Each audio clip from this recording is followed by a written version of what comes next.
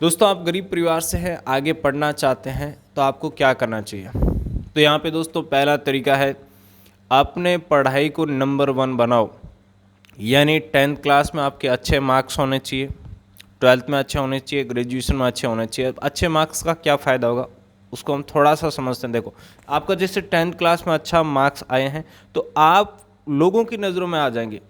वहाँ पे जैसे आप लोगों की नज़रों में आते हैं तो आपको बहुत से लोग सपोर्ट करने के लिए आगे आ जाते हैं। ऐसा मैंने बहुत से विद्यार्थियों के साथ देखा है जो गरीब परिवार से थे, लेकिन अच्छे मार्क्स बनाने की वजह से उन्हें सोशल सपोर्ट मिल गया और सोशल सपोर्ट मिलने की वजह से वो आगे पढ़ाई कर पाए और आज वो बहुत अच्छा कर रहे हैं। तो यहाँ पे पहला आपका मजबूती ही काम आएगा। आपका मजबूती यहाँ पे क्या है? आपकी पढ़ाई।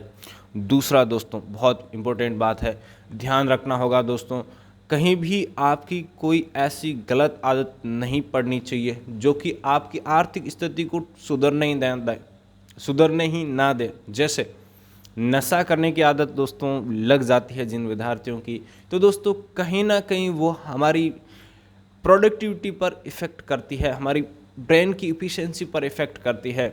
जैसे आपको बहुत ज़्यादा सिगरेट पीने की आदत है तो आपको बिना कारण ही महीने का खर्चा बढ़ जाएगा। तो दोस्तों आपको वो पैसा यदि कहीं ज़रूरत की चीज़ों पर इन्वेस्ट करना है तो आप वहाँ नहीं कर पाएंगे। जैसे माना आपको एक कोचिंग करना है, कोचिंग का फीस थोड़ा ज़्यादा है, यदि आपका कोई एक्स्ट्रा खर्चा नहीं है, आप बहुत कम पैसे कमाते हैं फिर भी उस चीज़ को आप मैनेज कर लेंगे, आपको घर वालों से बहुत कम पैसा मिलता है फिर भी आप उस चीज़ को मैनेज कर लेंगे। लेकिन आपकी कोई ऐसी आदत पड़ी हुई है जिसमें बहुत ज़्यादा आपका पैसा चला जाता है, तो दोस्तों फिर आप वो पैसा वहाँ से कम कर देंगे जहाँ पे आपकी जहाँ उस पैसे को इन्वेस्ट करने की ज़रूरत है। जैसे हमने यहाँ पे कोचिंग का एग्जांपल लिया, तो फिर वहाँ पे आप क्या करेंगे, कोई सस्ती कोचिंग ले लेंगे जिसमें इतनी क्वालिटी नहीं है।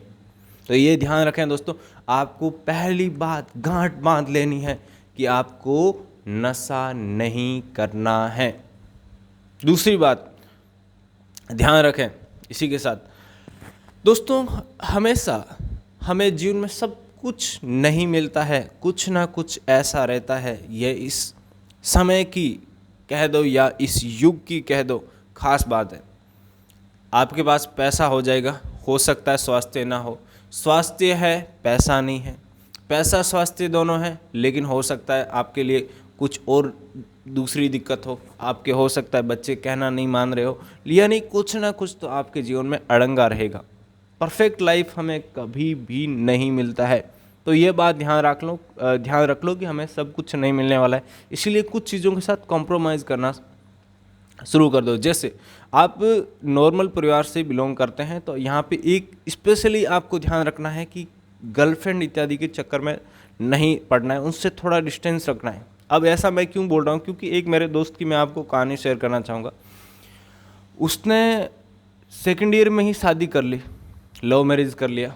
अब उसकी वजह से हुआ क्या, उसके फाइनल ईयर के वो एग्ज़ाम नहीं दे पाया, आज बहुत बुरी स्थिति में है क्योंकि फाइनल ईयर नहीं किया और उसकी वजह से उसने कोई खास अच्छा पढ़ाई में नहीं किया और कोई बहुत बड़ी फैमिली से वो बिलोंग नहीं कर रहा था, एक नॉर्मल परिवार से बिलोंग कर रहा था।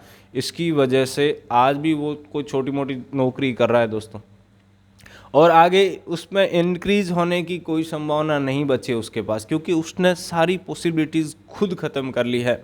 अब दोस्तों फिर बात किस पे चली जाती है, लक पे चली जाती है कि कभी हमारा भाग्य साथ देगा और हम कुछ कर लेंगे। दोस्तों इसीलिए हमें लक तक बात नहीं जाने देनी है, हमारे हाथ में हमारी पहुंच में जहाँ तक बात है हमें वहाँ तक तो स्ट्रगल करना है। हमारे पहुंच की बात क्या है दोस्तों, अच्छे से ग्रेजुएशन करना, अच्छे से पढ़ाई करना। अब पढ़ाई करने के साथ भी आपके पास दो और ऑप्शन है, देखो, एक है गवर्नमेंट सेक्टर, एक प्राइवेट सेक्टर।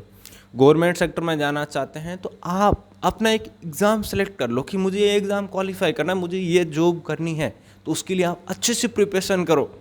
आप अपने आप को टाइम के बाउंड में बांध दो, जैसे मुझे 1 साल में ये करना है, मुझे 5 महीने में ये करना है, 6 महीने में ये करना है, वहाँ तक आप एकदम फुल हार्डवर्क करो। और दोस्तों उसके बाद आप यदि नहीं कर पाते हैं तो खुद को एनालाइज करो कि आप उसके लायक है या नहीं। ऐसा नहीं कि आप लगे ही है, आप उसके लायक भी नहीं है, आप उसका रिस्पॉन्स भी देखो, आप अपना परफॉर्मेंस भी देखो, और यदि नहीं है तो तुरंत दूसरा डिसीजन लो।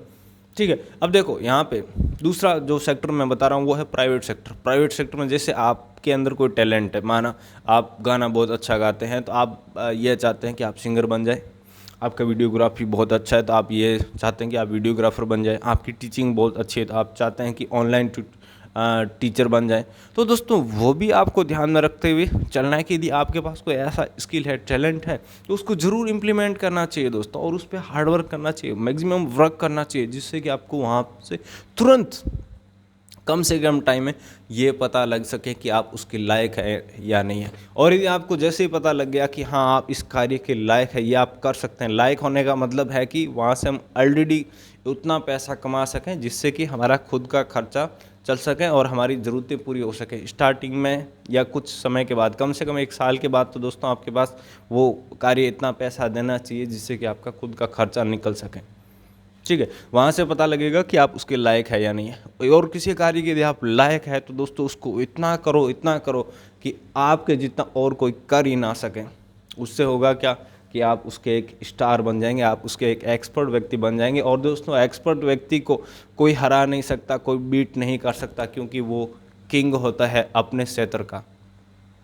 तो दोस्तों इसीलिए यहाँ पे जो मेरी बातें हैं वो शायद आपके लिए उपयोगी रहेगी। तो पहली बात क्या आती है यहाँ पे, पढ़ाई को नंबर 1 बनाना है। दूसरी बात, हमें नशा इत्यादि नहीं करना है। तीसरी बात, सब कुछ हर व्यक्ति को नहीं मिलता है, तो कुछ चीज़ें जो आपके पास नहीं उनके साथ कॉम्प्रोमाइज़ करना सीखो। यानी जो हमारे लिए ज़रूरी है उन चीज़ों पे फोकस किया जाए। हमारे लिए ज़रूरी क्या है दोस्तों, अपनी आर्थिक स्थिति को ठीक करना, यह हमारी फर्स्ट प्रायोरिटी होनी चाहिए। चौथी बात कि हम खुद आत्मनिर्भर कैसे बने, इसके लिए हमें कुछ पुण्य करना चाहिए, जैसे गवर्नमेंट जॉब की तैयारी कर सकते हैं या प्राइवेट सेक्टर, जैसा कि दोनों मैंने आपको एक्सप्लेन किया है। Thank you.